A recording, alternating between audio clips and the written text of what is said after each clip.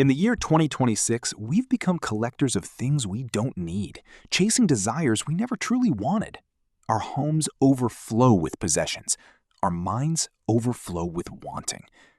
But what if true abundance lies not in having more, but in needing less? We work to buy. We buy to feel complete. But completion never comes. The new phone becomes old in months. The designer clothes lose their thrill. The upgraded car becomes just a car. This is the hedonic treadmill, where every fulfilled desire immediately creates a new one. And we wonder why we're exhausted. The Stoics understood this over 2,000 years ago. Marcus Aurelius, one of the most powerful men in history, wrote, "Very little is needed to make a happy life." The Buddha taught that suffering begins with craving. And now modern neuroscience confirms it, that desire itself, not the lack of things, is the root of our discontent. Psychologists call it the arrival fallacy, the belief that reaching a goal will bring lasting happiness. But studies show something surprising. Lottery winners often return to their baseline happiness within months. Meanwhile, people who practice voluntary simplicity report higher life satisfaction, better mental health, and deeper relationships. Why? Because when you stop chasing, you finally arrive. Here's the paradox. The less you need, the richer you become. Not in money, but in freedom. Freedom from debt. Freedom from maintenance. Freedom from the anxiety of losing what you have. When your happiness doesn't depend on external things, the world becomes something you can enjoy without needing to own. So how do you begin?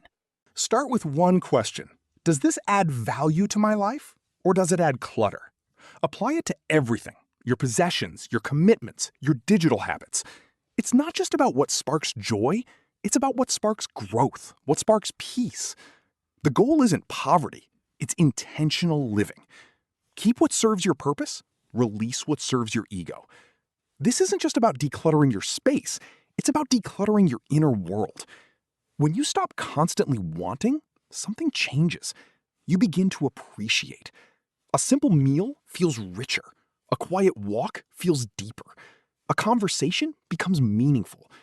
You're no longer numbing yourself with consumption, you're waking yourself up with presence. And in a world where everything is designed to make you want more, choosing less becomes an act of rebellion. Every unnecessary purchase you don't make is a step toward your freedom. Every desire you observe without acting on is a moment of control.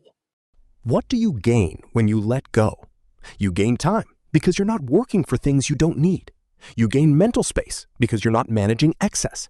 You gain relationships because people become more important than possessions. And perhaps most importantly, you gain gratitude. When you have less, you value more. The Stoics called this self-sufficiency, not isolation, but inner independence. When your peace doesn't depend on external things, you become unshaken. When you need less, you fear less. When you crave less, you're free more. So here's a simple invitation. Try 1 week. 1 week of buying nothing unnecessary. 1 week of noticing your urges instead of acting on them.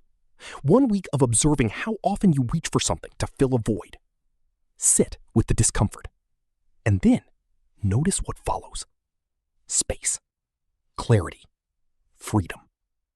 Because the art of desiring less is not about deprivation. It's about liberation. It's realizing that the power you're chasing doesn't come from what you own. It comes from knowing you already have enough. And in a world that profits from your insecurity, your wholeness becomes your greatest rebellion.